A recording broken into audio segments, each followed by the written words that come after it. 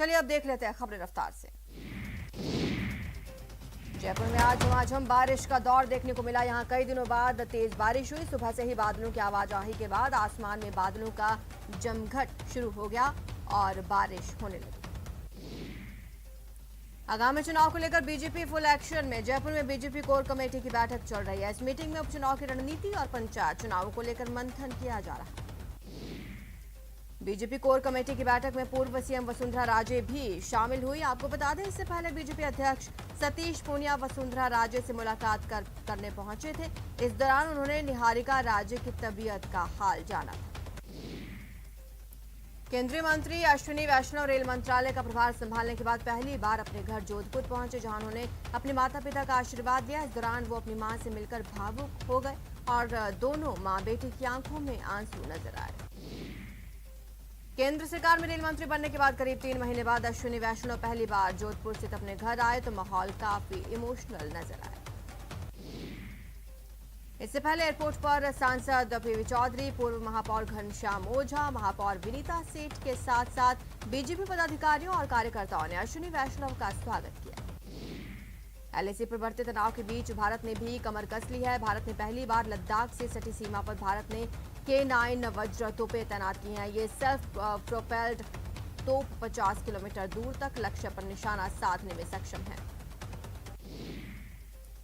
इस मुद्दे पर army chief general Manoj Mukund Naravane का भी बयान है। उन्होंने कहा कि हमने चीन से निपटने के लिए लद्दाख से सटे बॉर्डर इलाकों पर इंफ्रास्ट्रक्चर और डेवलपमेंट तेज कर दिया है। आर्मी चीफ ने कहा, हाल ही में बॉर्डर से सटे इलाकों में चीन ने सैनिकों की तैनाती बढ़ाई है। चीन ने पूर्वी लद्दाख और उत्तरी कमांड के अलावा पूर्वी कमांड पर भी बड़ी तादाद में सैनिक तैनात किए हैं। लद्दाख के उपराज्यपाल आर.के. माथुर ने लेह में दुनिया के सबसे बड़े खादी राष्ट्रीय ध्वज का उद्घाटन कर उसे लगाया। इस दौरान सेना प्रमुख जनरल एम.एम. नरवणे भी मौके पर मौजूद रहे। हरियाणा के करनाल जिले में किसानों ने सीएम आवास का घेराव किया। इस दौरान किसानों और पुलिस के बीच झड़प हो गई। पुलिसकर्मियों ने उनके खिलाफ वाटर कैनन का इस्तेमाल किया। किसान प्रति एकड़ 25 क्विंटल धान की खरीद 11 अक्टूबर से करने के सरकार के फैसले से भड़के हुए। प्रधानमंत्री मोदी ने जल जीवन मिशन ऐप को लॉन्च किया। इस दौरान उन्होंने जल जीवन कोष भी लॉन्च किया और जल जीवन मिशन के लाभार्थियों से बातचीत की। गांधी जयंती पर प्रधानमंत्री मोदी ने ग्रामीणों से संवाद किया। जयपुर के मंडा भोपावास के ग्रामीणों से भी पीएम ने संवाद किया। इस मौके पर ग्राम मंडा भोपावास में प्रशासनिक अधिकारियों का जमावड़ा लगा रहा।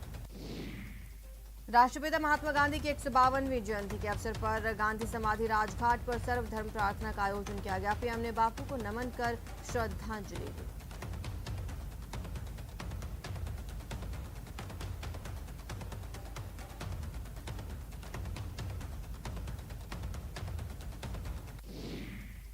राष्ट्रपति रामनाथ कोविंद ने गांधी जयंती के मौके पर बापू को श्रद्धांजलि दी। राष्ट्रपति ने दिल्ली के राजघाट में बापू की समाधि पर माल्यार्पण किया और उन्हें याद किया।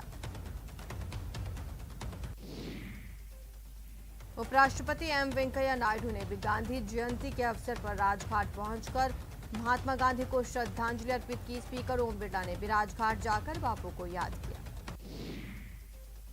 राजघाट जाकर कांग्रेस के अंतरिम अध्यक्ष सोनिया गांधी के अलावा राहुल गांधी, दिल्ली के CM Arvind Kejriwal, deputy CM Manish Sisodia ने राष्ट्रपिता महात्मा गांधी को श्रद्धांजलि अर्पित की। गांधी जयंती के मौके पर जयपुर के पीसीसी मुख्यालय में भी कार्यक्रम का आयोजन किया गया। कार्यक्रम में सीएम अशोक गहलोत भी शामिल हुए। बापू की तस्वीर पर माल्यार्पण किया।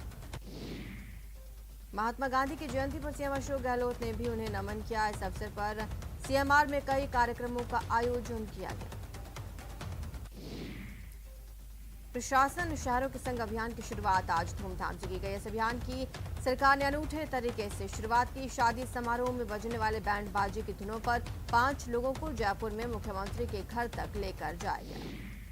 जयपुर में 22 गोदाम स्थित राम मंदिर चौराहे से सीएम हाउस तक निकले इस यात्रा को देखकर ऐसा लगा मानो किसी शादी समारोह में बारात निकल रही। इस मौके पर सीएम अशोक गहलोत ने कहा, कांग्रेस सरकार राजस्थान में पूरे 5 साल चलेगी। साथ ही उन्होंने 2023 का भी रण जीतने का दावा किया। उन्होंने विपक्ष पर प्रहार करते हुए कहा, प्रदेश में एंटी इनकम्बेंसी जैसे कोई हालात नहीं। रीट परीक्षा रद्द करने की बीजेपी की मांग को शिक्षा मंत्री गोविंद सिंह डोटासरा ने ठुकरा दिया। डोटासरा ने कहा, अगर बीजेपी के पास कोई तथ्य है तो वो बताए, सिर्फ आरोप लगाने से काम नहीं चलेगा। प्रशासन शहरों और गांव के संग अभियान अजमेर में भी धूमधाम के साथ शुरू हुआ। जवाहर रंगमंच पर आयोजित शिविर में प्रभारी सचिव अपर्णा अरोड़ा सहित आला अधिकारियों ने शिविर की शुरुआत करने के साथ विभिन्न वर्गों में लाभान्वितों को पट्टे वितरित किए। इन शिविरों में 22 अलग अलग विभाग मिलकर आमजन को उनके लंबे समय से अटके रुके जरूरी कामों को पूरा करने का काम कर रहे हैं।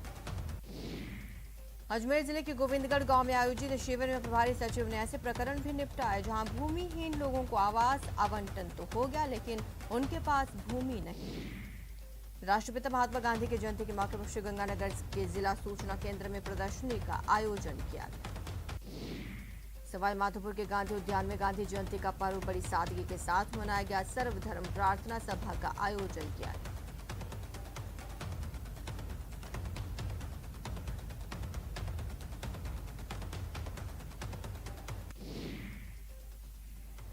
राष्ट्रपिता महात्मा गांधी की 152वीं जयंती के मौके पर अजमेर में कई कार्यक्रम आयोजित किए गए। जिला विधिक सेवा प्राधिकरण की ओर से शहर में प्रभात फेरी निकाली गई। महात्मा गांधी की 150वीं जयंती के मौके पर अलवर नगर परिषद में कार्यक्रम आयोजित किया गया। चूरू के सुजानगढ़ में राष्ट्रपिता महात्मा गांधी और पूर्व प्रधानमंत्री लाल बहादुर शास्त्री की जयंती कांग्रेस कार्यकर्ताओं ने हर्षोल्लास के साथ मनाई। बांसवाड़ा में सामाजिक न्याय और अधिकारिता विभाग ने गांधी जयंती मनाई। मौके पर सर्वधर्म सभा का आयोजन किया गया। गांधी जयंती के मौके पर बांसवाड़ा में बीजेपी नेताओं ने गांधी जी की प्रतिमा पर माल्यार्पण किया। सफाई अभियान भी शुरू किया। गांधी जयंती पर डूंगरपुर जिला प्रशासन और सामाजिक न्याय अधिकारिता विभाग की ओर से कलेक्ट्रेट में पुष्पांजलि कार्यक्रम का आयोजन किया। राष्ट्रपिता महात्मा गांधी की जयंती पर दौसा के गांधी सर्किल पर जिला स्तरीय समारोह का आयोजन किया गया। समारोह में जिला कलेक्टर पीयूष समारिया, सभापति ममता चौधरी मुख्य अतिथि के रूप में मौजूद हैं। बाड़मेर में महात्मा गांधी जयंती के उपलक्ष्य में सद्भावना रैली निकाली गई। रैली को बाड़मेर जिला प्रमुख महेंद्र चौधरी, अतिरिक्त जिला कलेक्टर ओम प्रकाश बिश्नोई ने हरी झंडी दिखाकर रवाना किया। राष्ट्रपिता महात्मा गांधी की जयंती के अवसर पर बूंदी में कई कार्यक्रमों का आयोजन किया गया, जिसके तहत सुबह प्रभात फेरी निकाली गई। राष्ट्रपिता महात्मा गांधी की जयंती के अवसर पर बाड़मेर जिले के अल्पसंख्यक विभाग की ओर से मदरसा छात्रों ने सद्भावना रैली निकाली। महात्मा गांधी की जयंती पर बाड़मेर में बीजेपी नेताओं ने स्वच्छता अभियान का आगाज किया। जिलाध्यक्ष साधुराम मेघवाल ने इसका नेतृत्व किया। महात्मा गांधी और देश के पूर्व प्रधानमंत्री लाल बहादुर शास्त्री की जयंती के अवसर पर सीकर में जिला प्रशासन की ओर से समधुन कार्यक्रम का आयोजन किया गया।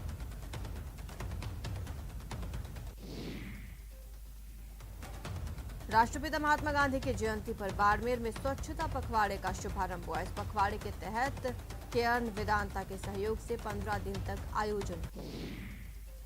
भरतपुर में बीजेपी कार्यकर्ताओं ने लाल बहादुर शास्त्री राष्ट्रपिता महात्मा गांधी की जयंती मनाई। इस दौरान बीजेपी कार्यकर्ताओं ने सफाई अभियान चलाया।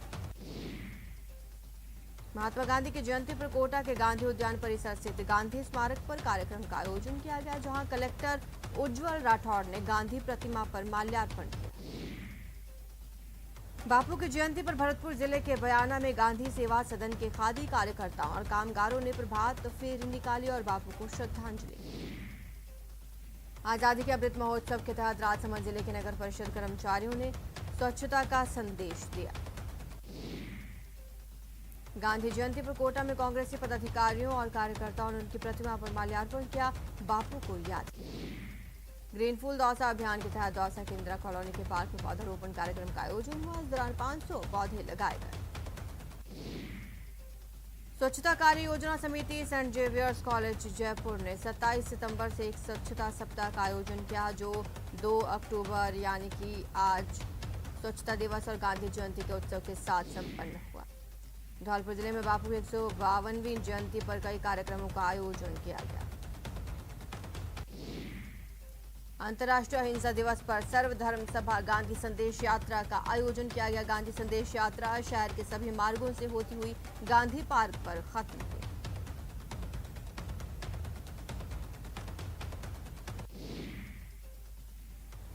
बीजेपी महिला मोर्चा की ओर से प्लास्टिक को ना अभियान की शुरुआत की गई। बीजेपी महिला मोर्चा के कार्यकर्ता गांधी मूर्ति इलाके में दोपहर को इकट्ठा हुए। इन कार्यकर्ताओं ने बाजार आने जाने वाले तमाम लोगों को कपड़े की थैलियां बांटी। बीजेपी महिला मोर्चा के सदस्यों ने बताया कि गांधी जी का ये सपना था कि पर्यावरण दूषित ना हो, प्लास्टिक का कम से कम उपयोग। देश में जानलेवा कोरोना वायरस के मामले घटने के बाद एक बार फिर बढ़े। 24 घंटे में कोरोना के 24,000 से ज्यादा नए मामले सामने आए। कोटा में कोविड वैक्सीनेशन महाअभियान अब रफ्तार पकड़ चुका है। पहली डोज लगाने वालों का आंकड़ा 12.5 लाख के पास पहुंच गया। अब तक आयोजित 16,649 सेशन में 12,49,000 से ज्यादा लोगों को पहली और 5 लाख से ज्यादा लोगों को दूसरी डोज लगाई जा चुकी है। कोटा संभाग में लगातार मौसमी बीमारियों का कहर बढ़ता जा रहा है। कोटा में 24 घंटे में 22 डेंगू के नए मरीज मिल चुके हैं।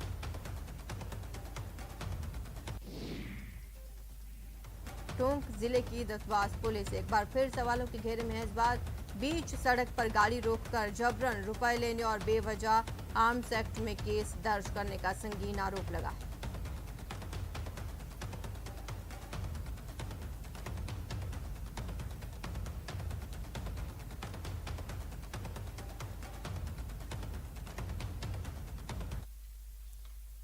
बीजेपी